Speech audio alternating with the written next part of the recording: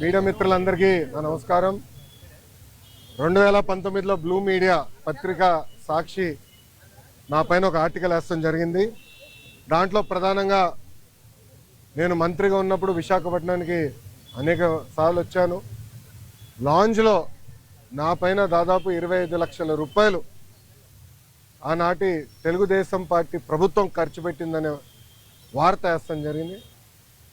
అప్పుడే నేను legal notice కూడా జారీ చేశాను. మీరు క్షమాపణ చెప్పాలి, నేను ఎక్కడ ఆధారాలు లేవు, రాజ్యాంగం చాలా స్పష్టంగా ఆధారాలతో ప్రింట్ చేయాలి అని చెప్తుంది.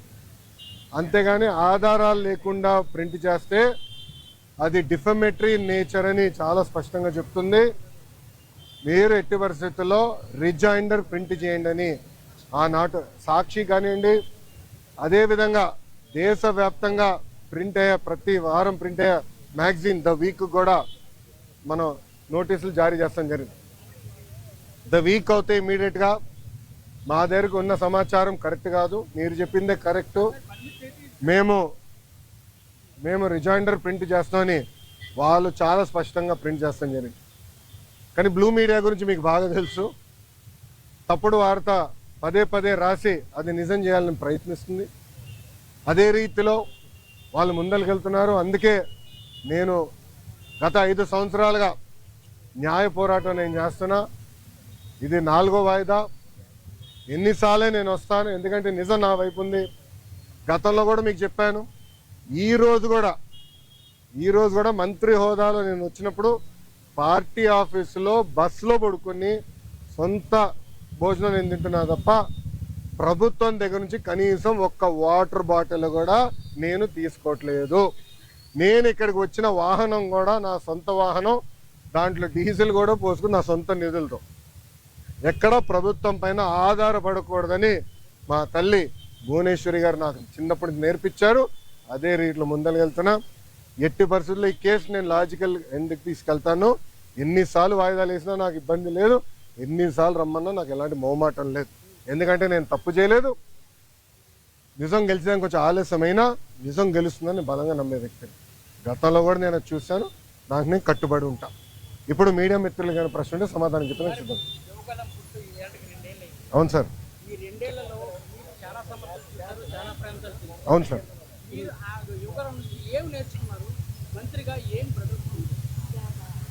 అన్న, నేను స్టాన్ఫర్డ్లో ఎంబీఏ చేశా. నేను స్టాన్ఫర్డ్ ఎంబీఏకి అప్లై చేసినప్పుడు ఒక ప్రశ్న ఉంటుంది స్టాన్ఫర్డ్లో, వై స్టాన్ఫర్డ్ ఎంబీఏ అని. అంటే ప్రైవేట్ రంగం నుంచి రాజకీయాల్లోకి నేను రావాలనుకుంటున్నాను, ఏదో ఒక టైంలో వస్తాను, స్టాన్ఫర్డ్ ఎంబీఏ నేను ప్రిపేర్ చేస్తున్నాను భావిస్తున్నాను అనుకున్నాను అని రాశా. కానీ అక్కడికి వెళ్ళి చదువుకున్నారు, నాకు అర్థమైందంటే స్టాన్ఫర్డ్ ఎంబీఏ బిజినెస్కి మంచిది అని. పాదయాత్ర రాజకీయాల్లో ఒక ఎంబీఏ లాంటిది. ఎందుకంటే ప్రజలకి దగ్గర ఉంటాం, నిరంతరం ప్రజల సమస్యలు తెలుసుకునేవాడిని. సో ఇప్పుడు ఎవరన్నా నాకు అర్జీ ఇచ్చినా, నన్ను ఎవరైనా కలిసినా, ఒక మెసేజ్ నాకు వచ్చినా, తన వెనకాల ఎంత కష్టం ఉందో నాకు ఇప్పుడు అర్థం చేసుకోగలుగుతాను. సో యువగలం పాదయాత్రలో కూడా నేను అనేక హామీలు ఇచ్చాను. ఒక్కొక్క హామీ నిలబెట్టుకుంటూ వెళ్తున్నాను. ఇచ్చిన ప్రతి హామీ నేను నిలబెట్టుకున్నాను, దాంట్లో ఎలాంటి సందేహం లేదు. రెండోది, యువగలం పాదయాత్ర అయిన తర్వాత నిరంతరం ప్రజల్లో ఉండాలని నా కోరిక. సో అమరావతిలో కూడా, ఎందుకంటే నాకు మంత్రిగా నాకు బాధ్యతలు ఉంటాయి కనుక, నేను ప్రజల్లో ఉండాలంటే నిరంతరం ప్రజల్ని కలవాలని ప్రజా దర్బారు పెట్టుకున్నా. ఇక్కడ కూడా మీరు చూస్తే వైజాగ్ వచ్చి మీరే ఉన్నారు, కోర్టు కొంచెం లేట్ అవుతుందని పరిగెత్తుకుంటూ వచ్చే తప్ప మళ్ళీ ఇప్పుడు వెనక్కి అక్కడికి వెళ్తున్నా, పార్టీ హౌస్కి వెళ్తున్నా, ప్రజల దగ్గర అర్జీలు తీసుకుంటున్నా, వాళ్ళ సమస్యలు పరిష్కరించే మార్గం నేను ఎత్తుకుంటాను. ఆల్రెడీ మేము రాసుకున్నాము, అది సంబంధించిన మంత్రులందరి దగ్గర పంపించాను. ఆర్థిక శాఖ మంత్రి కేశవ్ అన్న కూడా చర్చించాను. దానికోసం ప్రత్యేక నిధులు కూడా ఆయన కేటాయిస్తానని నాకు హామీ ఇచ్చారు. వచ్చే బడ్జెట్లో అది ఉంటుంది. తప్పనిసరిగా ఇచ్చిన ప్రతి హామీ మేము నిలబెట్టుకున్నాం. ఎస్టిమేట్స్ అని మార్చి వరకు వస్తుంది.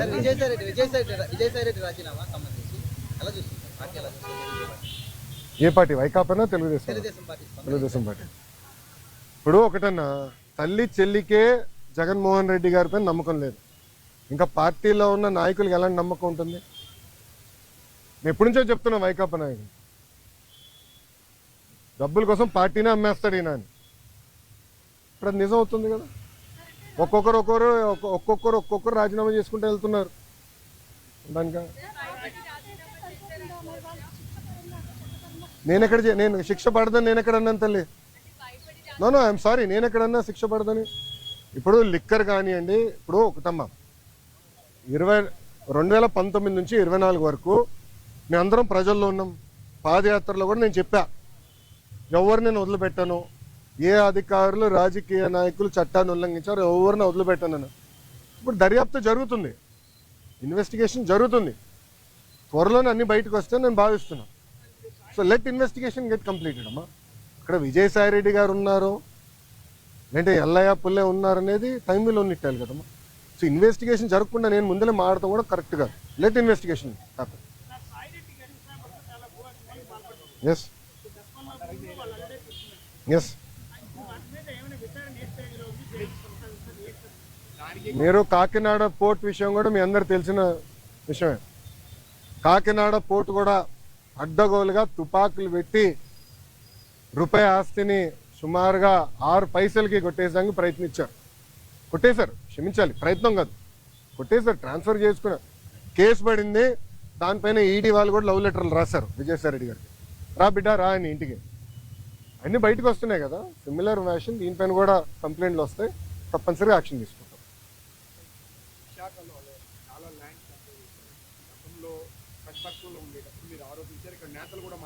అవునండి.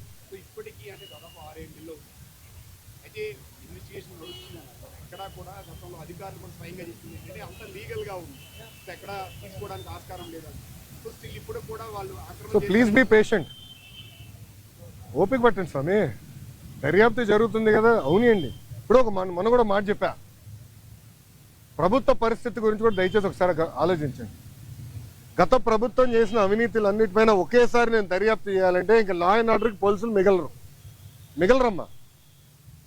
ఎందుకంటే భూ అక్రమాలు కానీ, ఇసుక అక్రమాలు కానీ, మద్యం అక్రమాలు కానీ, గాలి కూడా అమ్మేశారు స్వామి. ఇంకా లా అండ్ ఆర్డర్కి పోలీసులు ఉండేదాకా ఉండదు. ఎందుకంటే ఒక్కొక్క ఇన్వెస్టిగేషన్ చాలా డీప్కి వెళ్ళాలి, పకడ్బందీగా చేయాలి. ఇప్పుడు లిక్కర్ ఉంది, చాలా పకడ్బందీగా చేస్తున్నారు. ఎవరెవరికి ఎప్పుడెప్పుడు ఎంత డబ్బులు ఎవరి చేతుల నుంచి మారినాయి మొత్తం వివరాలన్నీ సేకరించాం. సో ఇన్వెస్టిగేషన్ చాలా వేగవంతంగా జరుగుతుంది. ఒక్కొక్కటి చేయనివ్వండి, అన్నీ ఒకేసారి చేసేది కెపాసిటీ మటుకు ప్రభుత్వానికి ఉండదు. ఎందుకంటే గతంలో అన్ని అక్రమాలు జరిగినాయి. నేను కూడా దీనిపైన చాలా స్పష్టంగా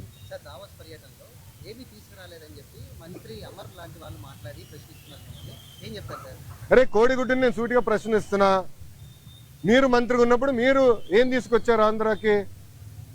ఏం తీసుకొచ్చారు చెప్పండి. ఇప్పుడు మేము నాకు ఇప్పుడే థ్యాంక్ యూ అన్న, 7 నెలల్లో 6,33,568 కోట్ల రూపాయలు పెట్టుబడులు తీసుకొచ్చాము. 4,10,125 మందికి ఉద్యోగాలు కల్పించే పరిశ్రమలు ఆంధ్ర రాష్ట్రానికి ఎన్డీఏ ప్రభుత్వం తీసుకొచ్చింది. అది గర్వకారణం. కాగ్నిసెంట్ గురించి కూడా నేను ట్వీట్ పెట్టా కదా, చూడలేదన్న ట్వీట్? ఎవరు మీకు ఇచ్చిందే, మొన్న ఇచ్చిందే. సాక్షి ఉన్నాడు ఇక్కడ, సాక్షి రాలేదా? ఆయనే రిపోర్టరా? కేసు రాలేదా? సాక్షి ఎవరు లేడా? అరే ఆయనకి ఇద్దాం అనుకున్నానే కాగితం. ఇదన్నా చూడరా భయ్, కళ్ళు తెరువు అని అర్థం అనుకున్నా. ఇప్పుడు మీరు చూడండి, బాబు గారి డావోస్కి దాదాపు 1997 నుంచి వెళ్తున్నారమ్మ. డావోస్కి వెళ్ళినప్పుడు ఎప్పుడు ఒప్పందాలు చేసుకోం. డావోస్ సెర్చ్ ఇస్తాం, ఇంట్రెస్ట్ ఎవరికి ఎలా ఉందో డిస్కస్ చేసి మళ్ళీ తిరిగి వచ్చిన తర్వాత ఒప్పందాలు చేసుకుంటాం. ఇప్పుడు దీంట్లో మీరు చూస్తే విచిత్రం, ఆసిల్లర్ మిత్తల్ది దీంట్లో ఒప్పందం లేదు. పైన అసలు ఆసిల్లర్ మిత్తల్ది 1,35,000 కోట్ల రూపాయలు పెట్టుబడి అనేది ఉంది. కానీ ఆసిల్లర్ మిత్తల్ది ఒప్పందం లేదు, ఎంఓయూ లేదు. మాకు ఎంఓయూ లేదు ఆసిల్లర్ మిత్తల్తో, మాకు ఎలాంటి ఎంఓయూ లేదు. ఎందుకంటే వాళ్ళు అన్నారు ఎంఓయూ ఎందుకు సార్, డైరెక్ట్ వర్క్కి వెళ్దాం అన్నారు. వాడు మమ్మల్ని తప్పడతారా? ఇప్పుడు వాళ్ళకి మన మెటీరియల్ టైప్ చేసాం ఎన్ఎండిసి నుంచి, ఎన్వైరన్మెంటల్ క్లియరెన్సెస్ మేము కోఆర్డినేట్ చేస్తాం. వాళ్ళు భూమి ఎత్తికి కూడా భూమి కేటాయింపులు కూడా పూర్తి చేస్తాం. 6-7 నెలల్లో పనులు ప్రారంభించాల లక్ష్యంతో మేము పనిచేస్తున్నాం. ఎన్నికలకు వెళ్ళే లోపల ఫస్ట్ ప్రొడక్షన్ అవ్వాలనేది మేము చేస్తున్నాం. అది కూడా మమ్మల్ని తప్పడతారా? ప్రధానంగా ఏదైతే ఈ బల్క్ డ్రగ్ పార్క్ తీసుకోండి, గ్రీన్ హైడ్రోజన్ ప్రాజెక్ట్ తీసుకోండి, అవును, ఇవన్నీ మంత్రిగా నేనున్నప్పుడు సంతకం పెట్టాను. ఇది టీడీపీ ఎందుకు క్రెడిట్ తీసుకుంటుందంటూ కూడా మాట్లాడుతున్నారు సార్. ఏం సంతకం పెట్టాడు? ఏం సంతకం పెట్టాడు స్వామి? మంత్రిగా నా హయాంలో నేను క్రియేట్ చేసి ఇచ్చాను, నేను సంతకం పెట్టాను. మళ్ళీ కంపెనీలు ఎందుకు రాలేదని అడుగుతున్నాను నేను. ఎందుకు మీరు శంకుస్థాపన చేయలే? ఇది ఎట్టుందంటే కియా మోటార్స్ ఎవరు తీసుకొచ్చారు మీ అందరూ బాగా తెలుసు. ఆనాడు కియా మోటార్స్ తీసుకొచ్చి చంద్రబాబు నాయుడు గారు అహర్నిశలు కష్టపడ్డారు. 16 నెలల్లో ప్రొడక్షన్ తీసుకొచ్చారు. వైకాపా ప్రభుత్వ అధికారంలోకి వచ్చిన తర్వాత ఒక ఈమెయిల్ సృష్టించి గతంలో రాజశేఖర రెడ్డి గారు ఈమెయిల్ పెట్టారు, ఆ ఈమెయిల్ వల్ల కియా మోటార్స్ వచ్చిందండి. ఇంకేం చెప్పాలి స్వామి? టీసీఎస్ కూడా క్రెడిట్ తీసుకున్నారు, మీరు చూసారో లేదో. టీసీఎస్ కూడా క్రెడిట్ తీసుకోవడానికి ప్రయత్నించారు. మేము తీసుకొచ్చి నేనే చంద్ర గారితో మాట్లాడి ఆయన ఆఫీస్కి వెళ్ళాను స్వామి. ఆయనతో 45 నిమిషాలు 1-on-1 నేను మీటింగ్ పెట్టుకున్నాను. తర్వాత నా అదృష్టం ఏంటంటే చంద్ర గారు వాళ్ళు మొత్తం మేనేజ్మెంట్ ఇంపార్టెంట్ లీడర్స్ అందరిని పిలిచి నాతో మీటింగ్ పెట్టించారు తెలుసా. అక్కడ క్లీన్ చేసాం మేము. ఇది తాజ్ హోటల్స్ కానివ్వండి, టీసీఎస్ కానివ్వండి, రెన్యూబుల్ ఎనర్జీ కానివ్వండి, అన్నీ. ఇప్పుడు మీరందరూ ఒకటి గుర్తుపెట్టుకోవాలి. మీరందరూ ఒక ప్రశ్న అడిగారు, మహారాష్ట్రకి ఇంత పెట్టుబడి వెళ్తుంది. దానికి కారణం ఏంటో తెలుసా? Consistency in government. అంటే ఒకే ప్రభుత్వం మళ్ళీ మళ్ళీ వచ్చేగల ఏమవుతుందంటే అక్కడున్న పెట్టుబడులు పెట్టే వాళ్ళకి కాన్ఫిడెన్స్. డావోస్లో ఒక పారిశ్రామికవేత్త నేను కలిసాను, మన ఆంధ్ర రాష్ట్రంలో పెట్టుబడి పెట్టాడని. నాకు టైం లేదు బాస్, నాకు ఇంకో మీటింగ్ పరిగెడుతున్నా, నాతో నడవండి అని చెప్పి మన ఆంధ్ర పెవిలియన్ నుంచి భారత్ పెవిలియన్ వరకు మేము నడుచుకుంటూ వెళ్తున్నాం. ఒక 10 నిమిషాలు వాక్. ఆయన అన్నాడు, నేను జగన్మోహన్ రెడ్డి గారిని ఇదే డావోస్లో కలిసానికి ప్రయత్నించా, చాలామంది అడిగా, కలవనని చెప్పాడు అన్నాడు. ఎందుకన్నా? మీరు తెలుగుదేశం పార్టీ హయాంలో పెట్టుబడులు పెట్టారు కదా అంటే మీరు తెలుగుదేశం పార్టీ కంపెనీ, అది వరల్డ్ రినౌండ్ కంపెనీ. కనీసం వాళ్ళ సమస్యలు పరిష్కరించేదానికి గత ముఖ్యమంత్రి గారు కానీ ఇండస్ట్రీస్ మంత్రి కానీ కలవలేదు. నేను మంత్రి అయిన ఐటీ వాళ్ళతో మీటింగ్ పెట్టా, వాళ్ళు కూడా చెప్పారు కదా మీటింగ్లో. ఫస్ట్ టైం గత 5 సంవత్సరాలు ఫస్ట్ టైం ఐటీ ఇండస్ట్రీతో మీటింగ్ పెట్టేది మీరు ఒక్కరే అని. ప్రజలు కూడా ఆలోచించాలి. ఈరోజు గుజరాత్లో 5వ బీజేపీ ప్రభుత్వం ఏర్పడింది గుజరాత్లో. దానివల్ల మీరు చూస్తే గుజరాత్ ఏమో స్పీడ్గా అభివృద్ధి కార్యక్రమాలు ముందరికెళ్తుంది. మహారాష్ట్ర కన్సిస్టెంట్గా మళ్ళీ ప్రభుత్వం వచ్చింది. సో కన్సిస్టెన్సీ ఉండే గల పెట్టుబడులు పెట్టేదానికి పారిశ్రామికవేత్తలు ముందరికి వస్తున్నారు, వాళ్ళు పెట్టుబడులు పెడుతున్నారు, ముందరికి వెళ్తున్నారు.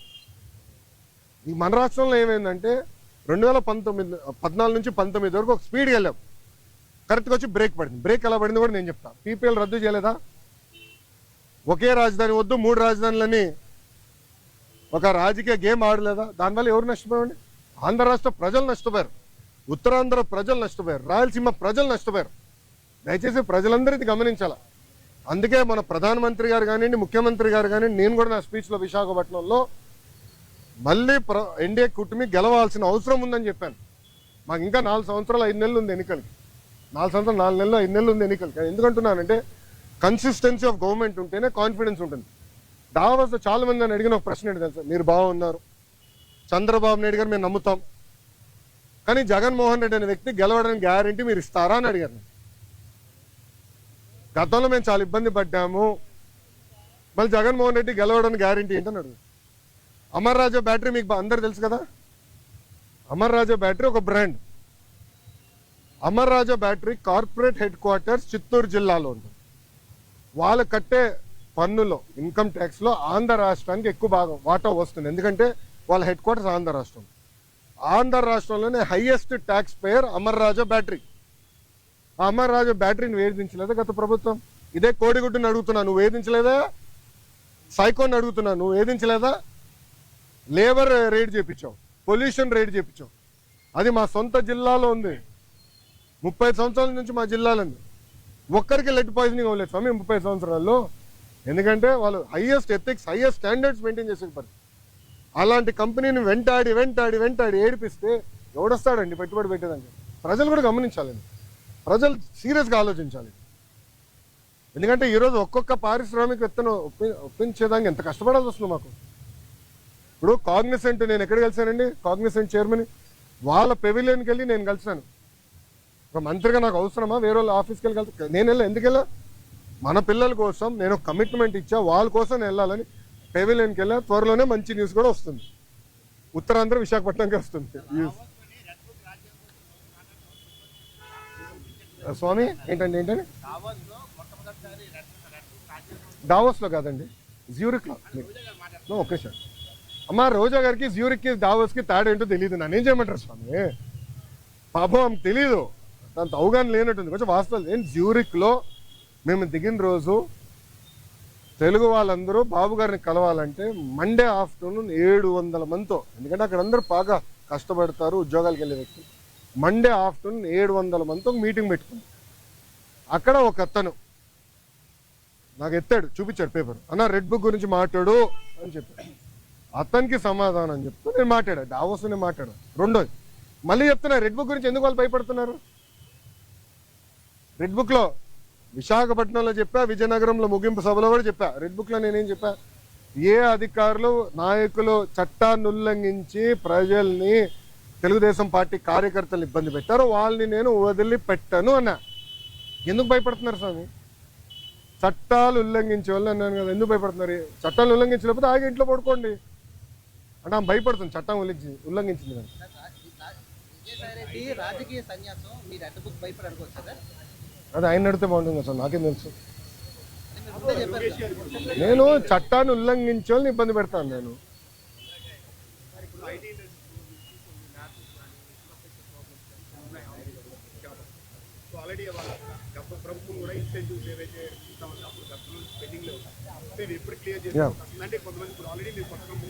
ఎస్ ఎస్ అన్న, ఇప్పుడు నేను ఆల్రెడీ వాళ్ళందరితో టచ్లో ఉన్నా. వాళ్ళు అడిగిన బేసిక్ కమ్యూనిటీస్, ఇప్పుడు బస్ అడిగారు, స్ట్రీట్ లైటింగ్ అడిగారు, ఆ బేసిక్. దాని తర్వాత రాత్రి మన మొబైల్ పోలీస్ యూనిట్ ఉంటే బాగుంటుంది అన్నారు. అవన్నీ మనం ఏర్పాటు చేసాం. ఇన్సెంటివ్స్ విషయంలో కూడా నేను కేశవంతో మాట్లాడి త్వరలోనే అది రిలీజ్ చేస్తాను, నాకు సందేహం లేదు. కొత్త కంపెనీస్ ఆల్రెడీ, ఇప్పుడు టీసీఎస్ ఇది ఓపెన్ బుక్, పెద్ద విషయం లేదు, రెడ్ బుక్ కాదు, ఓపెన్ బుక్ కూడా మేము. ఏంటంటే చాలా స్పష్టంగా వాళ్ళు ఆల్రెడీ భూముల కోసం కూడా ఎత్తుకుతున్నారు. త్వరలోనే భూములు కేటాయించి వాళ్ళ క్యాంపస్ కూడా ప్రారంభించబోతున్నారు. ఈ లోపల టెంపరీగా వేరే బిల్డింగ్స్ కూడా ఏర్పాటు చేస్తాం. ఎస్, ఐటాప్ ఉంది ఇంకా. నన్ను ఐటాప్ ఇస్ స్టిల్ కంటిన్యూయింగ్. వాళ్ళు డైరెక్ట్గా నాతో టచ్లో ఉన్నారు, దే డైరెక్ట్లీ ఇన్ టచ్. అవసరం లేదండి, వాట్సాప్ మెసేజ్. చాలా మంది నాకు జస్ట్ ఒక మెసేజ్ పెడితే నేను పరిగెడుతున్నా, నాకు ఎలాంటి డౌట్ లేదు. 3 months 90 రోజుల్లో వస్తుంది సార్. టీసీఎస్ 90 రోజుల్లో ఆఫీస్ ప్రారంభించబోతుంది. క్యాంపస్ కోసం భూమి ఎత్తికాము, అది వాళ్ళు చూస్తున్నారు. ఫైనలైజ్ అయింది, అదొక 2-3 సంవత్సరాలు పడుతుంది. కట్టాలి కదా, క్యాంపస్ అనేది టైం పడుతుంది. మినిమం 2 years పడుతుంది క్యాంపస్ కట్టేదానికి. ఈ లోపల టెంపరీ అంటే రెంట్కి తీసుకుని అకామిడేషన్లో స్టార్ట్ చేస్తాం. మళ్ళీ నన్ను అడుగుతూ ఏంటి స్వామి, అంత న్యూస్ మీ దగ్గర ఉంటే? అవును, మీకే నాకని బాగా తెలుసు, మళ్ళీ మీరే వాళ్ళు అది టెక్నికల్గా నేను చెప్పకూడదు స్వామి. ఎన్డీఏలో ఉన్నాను, నాన్ డిస్క్లోజర్ అగ్రిమెంట్ సైన్ చేశాను నేను చెప్పకూడదు. ప్లీజ్ అండర్స్టాండ్, లీగలీ బైండింగ్ కదమ్మా. మళ్ళీ నేను ఇదే కోర్టుకి రావాలి. ఓకే, అది నేను ఎందుకంటే అది ఎన్డీఏలో ఉన్నాం కనుక అయిందమ్మా.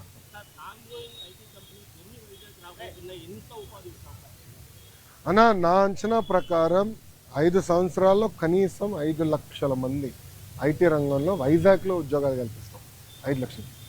ఎందుకంటే నేను ఓపెన్గా చెప్తున్నా, 2014 నుంచి 2014 నుంచి 19 వరకు ఒక రెసిస్టెన్స్ ఉండే.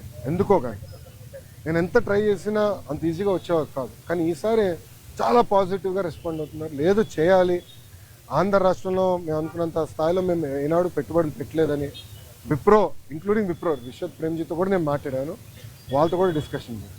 సో అందరు కూడా ఇప్పుడు ఎక్స్పాన్షన్ మోడ్లో ఉన్నారు. లేదు ఎట్టి పరిస్థితుల్లో వైజాగ్లో చేయాలని తప్పంతో ఉన్నారు. నేను అనుకుంటూ కనీసం 5 లక్షల మంది కన్నా చేయగలుగుతాను.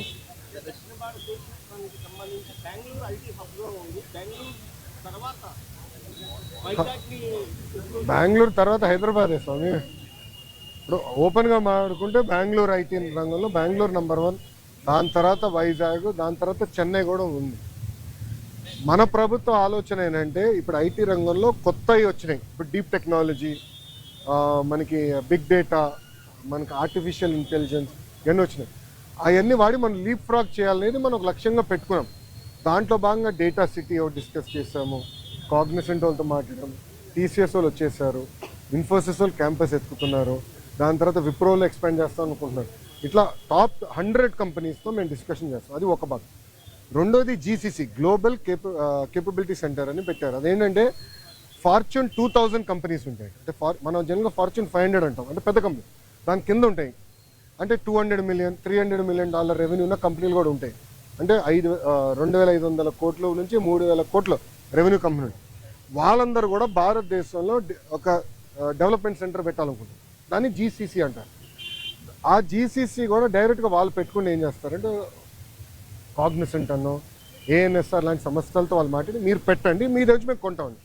సో వాళ్ళతో కూడా మేము టచ్లోకి వెళ్ళి వాళ్ళు కూడా మీరు జీసీసీ పెట్టండి, భూములు నేను చౌక్గా ఇస్తా. నేను ఏ స్థాయికి వెళ్ళానంటే మీ అందరికీ అయినండి, మొదటి 500 ఐటీ కంపెనీలకి భారతదేశంలోనే ఎవరిని ఇవ్వని విధంగా అతి తక్కువ ధరకి భూమి ఇస్తాను నేను హామీ ఇచ్చా.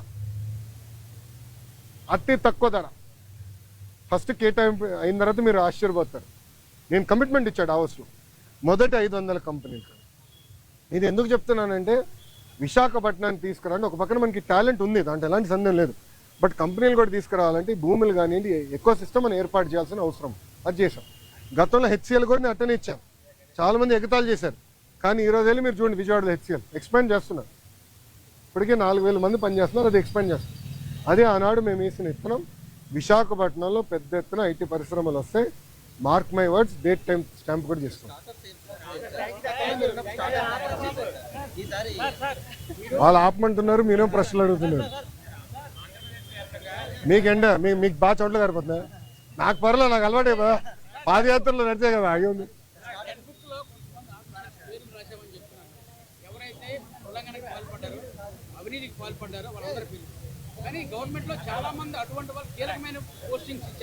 ఎవరికి ఇచ్చామండి కీలకమైన పోస్టింగ్? ఎవరికి ఇచ్చాం స్వామి? మీరు చూస్తే చాలా మంది IAS officers waiting for posting. వినండి కొంచెం, నేను కూర్చోండి. చాలా మంది ఐపీఎస్ ఆఫీసర్స్ కూడా వెయిటింగ్ ఫర్ పోస్టింగ్. ఆల్రెడీ కేసులు కూడా పెట్టాము, ఇన్వెస్టిగేషన్ జరుగుతున్నాయి. రానియండి, 1 by 1 చేయలేండి సార్. మీకు సిస్టమేటిక్. ఇది కక్ష సాధింపు కాదు, చట్టం ప్రకారం నేను వెళ్ళాలి. Let me do my duty అమ్మా.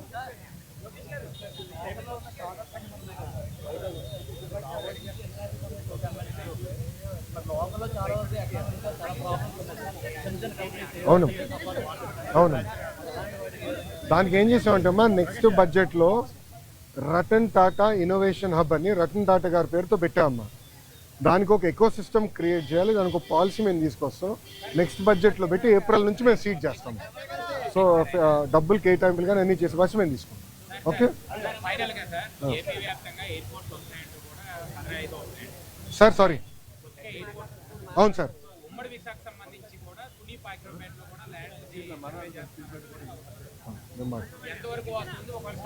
మంచి పాయింట్, నేను మాట్లాడతాను సార్. ఇప్పుడు పాయక్రోపేట తుని ప్రాంతంలో ఎయిర్పోర్ట్ గురించి వాస్తవంగా అది ఒకసారి నేను రాముతో మాట్లాడి, మళ్ళీ రాము అంటే వైకాపాలు ఏడుస్తున్నారంటే మధ్యన. మొన్న రాము అంటేనే ఏడ్చారు ఏంటో నాకు అర్థంలే. రాముని రాము కాకపోతే ఏమనాలి? రాముడు మంచి బాలుడు అనాలా ఏంటి? సో రాముతో నేను మాట్లాడి వెల్కమ్ బ్యాక్ అమ్మా, కొంచెం టైం లేదు. అది కాదు, విచిత్రం అంటే చెప్తాను. ఈరోజు మీరు ఎవరు విశాఖ స్టీల్ ప్లాంట్ గురించి అడగల.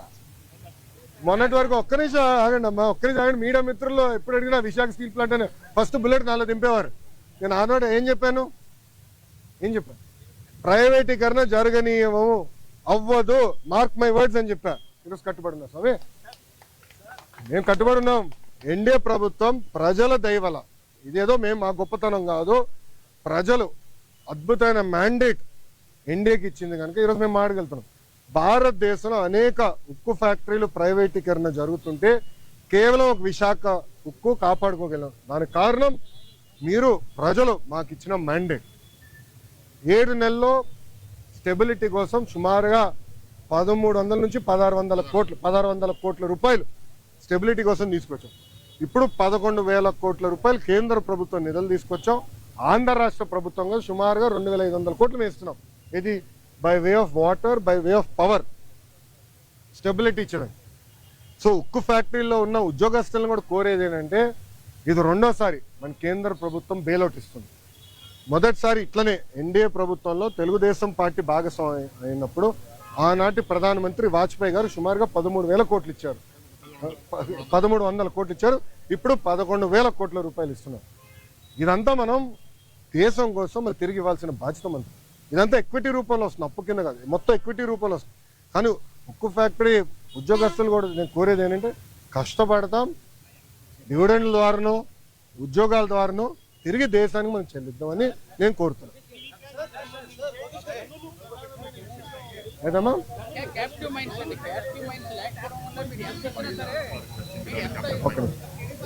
ఒక్క నిమిషం. I'm sorry, that is the wrong argument. ఈరోజు ఆర్సిలర్ మిత్తల్ క్యాప్టివ్ మైన్ లేకుండా ఇన్వెస్ట్ చేస్తుంది, ఎన్ఎండిసితో టైఅప్ అయ్యి క్యాప్టివ్ మైన్ లేకుండా వాళ్ళు ఇన్వెస్ట్ చేస్తున్నారు కదా. వాళ్ళు 14 మిలియన్ మెట్రిక్ టన్ ప్లాంట్ వాళ్ళు ఇన్వెస్ట్ చేస్తున్నారు 2 దశల్లో. సో అది కావాలని ఇన్ఎఫిషియన్సీని దాంట్లోకి దోస్తున్నారు. మీరు ఉద్యోగస్తులు అడగండి, కొంతమంది సీఈఓలుగా వచ్చిన వాళ్ళ వల్ల ఇవన్నీ ఇబ్బందులు వచ్చినాయి. పకడ్బందీగా ఏర్పాటు చేయాలి. అది నిర్మలా సీతారామన్ గారితో కూడా చంద్రబాబు నాయుడు గారు మొన్న ఢిల్లీలో మాట్లాడారు. మీరు చూస్తారు కదా, విశాఖ ఉక్కుని సెట్ చేస్తాం, highest profit making iron steel factory చేసే బాధ్యత మేము తీసుకుంటాం.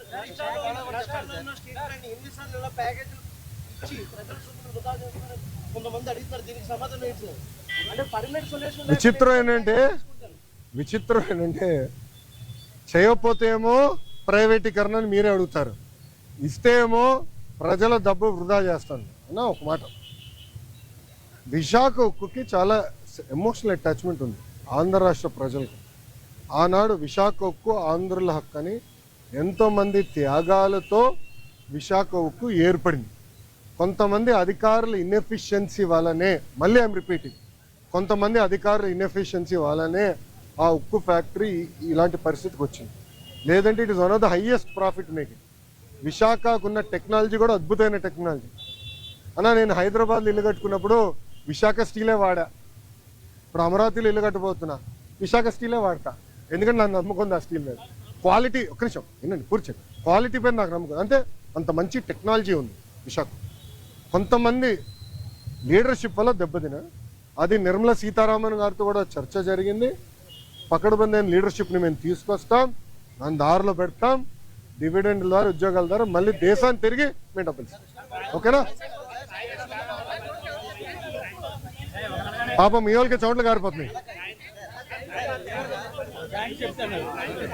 ఒక్క నిమిషం, మళ్ళీ సమాధానం చెప్పతే పారిపోయానని మీరే రాస్తారు. బాగండి, చెప్పండి సార్. సారీ, రిపీట్ చేయండి సార్. సాయిరెడ్డి గారు ఏమన్నారండి? రాజకీయ సన్యాసం తీసుకుంటున్నా అని చెప్పారు. ఇంక మళ్ళీ దాని పార్టీలో చేరేది, టీడీపీలో చేరేది ఏమన్నా?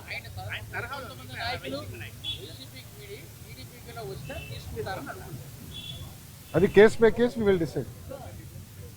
ఎందుకంటే మా కార్యకర్తలను ఇబ్బంది పెట్టడం నేను ఎందుకు తీసుకుంటా? మా కార్యకర్తల పైన కేసులు పెట్టడం ఎందుకు తీసుకుంటా? అరే నా పైన కూడా కేసులు ఉన్నాయి స్వామి, ఎస్సీ ఎస్టీ కేసు ఉంది నా పైన, అటెంప్ట్ మర్డర్ కేసు ఉంది, అవన్నీ ఇప్పుడు జరుగుతున్నాయి కదా సార్.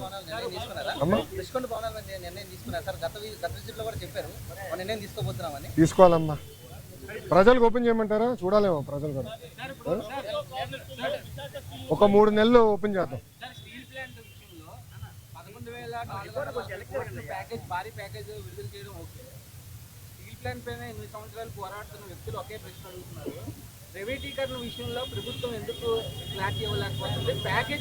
స్వామి ఒక్క నిమిషం, ఇంకా ఎన్నిసార్లు చెప్పాలి స్వామి? ఐఎమ్ సారీ, ఒక్క నిమిషం. చంద్రబాబు నాయుడు గారు చెప్పారు, కుమారస్వామి గారు చెప్పారు, నేను చెప్పా, ఇంకెంతమంది చెప్పాలి స్వామి? ఇంకెంత హామీ ఇవ్వాలి? అరే ప్రైవేటీకరణ జరగదని చెప్తే మళ్ళీ ఇంకా డౌట్ ఏంటి స్వామి? ఒక్క నిమిషం, మీరు ఏ మీడియా స్వామి? ఒక్క నిమిషం, మీరు కొంచెం చదవాలి స్వామి. ప్రైవేటీకరణ జరగదని చెప్పిన తర్వాత ఇంకేం డౌట్ స్వామి? నేను స్ట్రైట్ క్వశ్చన్ మిమ్మల్ని అడుగుతున్నా. ప్రైవేటీకరణ జరగదని నేను హామీ ఇచ్చా, నిధులు తీసుకొచ్చాం, క్యాపిటేషన్ చేసాం, ఇంకేం హామీ ఇవ్వాలి నీకు? బాండ్ పేపర్ రాసి వాళ్ళ? ఒక నిమిషం, బాండ్ పేపర్ రాసి వాళ్ళ నీకు? అరే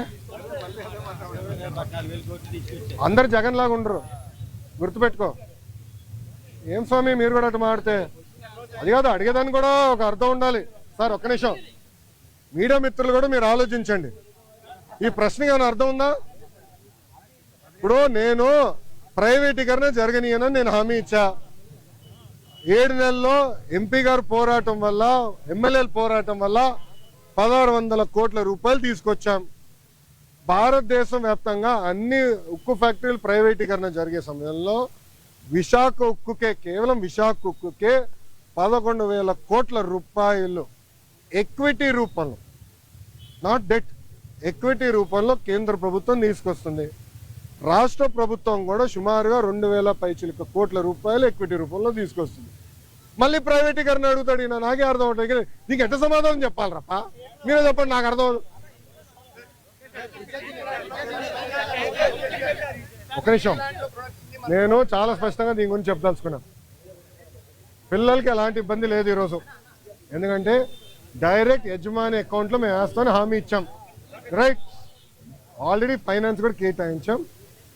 ఓన్లీ ఇష్యూ ఏంటంటే కేంద్రం నుంచి దళితులకి కేంద్రం నుంచి డబ్బులు వస్తామా, అది లింకింగ్ ప్రాసెస్లో అయిపోతుంది, త్వరలో రిలీజ్ అవుతుంది. సో డైరెక్ట్ అకౌంట్లో వేస్తాం. ఎవరు పిల్లల అకౌంట్, తల్లిదండ్రులకి ఎలాంటి ఇబ్బంది లేదు, వాళ్ళని పిల్లలు చదివించుకోవచ్చు, యజమాని అకౌంట్లో వేస్తాం.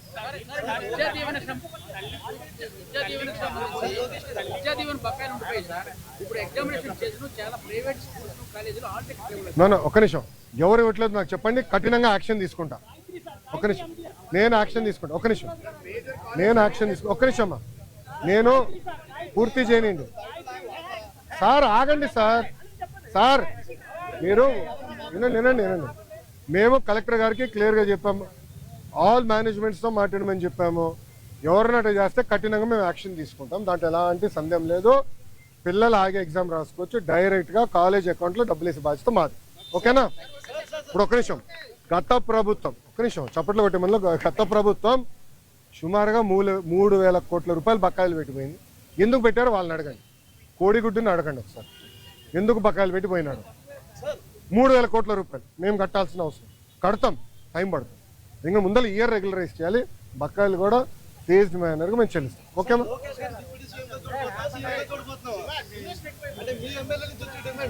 తెలుగుదేశం పార్టీ కార్యకర్తగా చూస్తున్నాను అంతే, నాకు అవసరం లేదు అనా. ఒక్క నిమిషం, చంద్రబాబు నాయుడు గారు నాకు ఏ బాధ్యత ఇచ్చినా అహర్నిశలు నేను కష్టపడతా, పని చేస్తా, పార్టీని బలోపేతం చేస్తా, అంతేగాని పార్టీకి చెడ్డ పేరు మటుకు నేను తీసుకురాను. మీరు చూశారు, పాదయాత్రకి వెళ్ళా, నా వల్ల పార్టీకి ఏనాడు ఒక ఇబ్బంది కలగదు. నేను ఒక క్రమశిక్షణతో పార్టీ నాకు ఇచ్చిన ప్రతి బాధ్యత నేను నెరవేరుస్తాను, కట్టుబడి ఉన్నా. కొత్త కమిటీల్లో నేను కూడా ఒక చర్చ చేస్తున్నా, రేపు పాలిట్ బ్యూరోలో డిస్కస్ చేస్తున్నా. ఒక వ్యక్తి ఒక పదవిలో 3 టర్ముల కన్నా ఎక్కువ ఉండకూడదు, నేను వ్యక్తిగతంగా నమ్ముతాను. అది నా వ్యక్తిగత అభిప్రాయం, పార్టీ అభిప్రాయం కాదు, నాయకుల అభిప్రాయం కాదు, నా అభిప్రాయం, లోకేష్గా నా అభిప్రాయం. నేను కూడా ఈసారి నేషనల్ జనరల్ సెక్రటరీగా ఉండకూడదని నేను భావిస్తాను. ఎందుకంటే 3 టర్ములు నేను అక్కడనే ఉంటున్నాను, వేరే వాళ్ళు కూడా అవకాశం రావాలి. గ్రామ పార్టీ నుంచి పార్టీలో మూవ్మెంట్ పాలిట్ బ్యూరో వరకు రావాలనేది నా లక్ష్యం, నా ఆలోచన. రైట్ ఆర్ రాంగ్ అది పెద్దలు నిర్ణయిస్తారు, నా ఆలోచన అది. అందుకే ఈసారి నేను కానీ రాము కానీ, మళ్ళీ రాము అంటే ఏడుస్తారు వైకాపా వాళ్ళు, ఎందుకు ఏడుస్తారు నాకు తెలీదు. రాము ఏమో నన్ను అన్నంటాడు, నేనేమో రాము అంటాను, నేను ఇద్దరే. సో రాము కూడా, మొన్న రాము నేను కూడా మాడుకున్నాం, దావోస్లో కూడా లంచ్ చేస్తుంటే మేము మాడుకున్నాం. సో రాము కూడా ఏదన్నా నేను కూడా వేరే దానికి వెళ్దాం, వేరే వాళ్ళకి అవకాశం ఇద్దాం, పార్టీలో మూవ్మెంట్ రావాలని మేము అనుకుంటాం. ఓకే ఓకేమ్మా, థ్యాంక్ యూ. ఏంటన్నా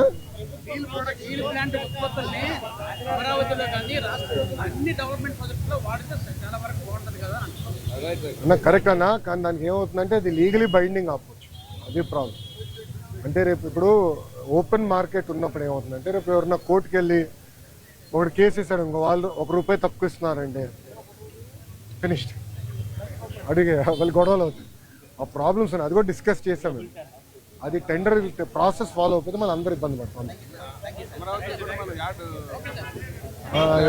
ఓకేనా, హ్యాపీనా? All question answer. సాక్షి రాలా, నెక్స్ట్ టైం పట్టుకురండి, నెక్స్ట్ టైం పట్టుకురండి సాక్షిని. నేను ఎక్కడనే ఉన్నా కదా, మరో సాక్షి TV9 రాలా, వచ్చాడు, TV9 వచ్చాడు, రెడీగా ఉన్నాడు. Okay boss, thank you sir, జై హింద్.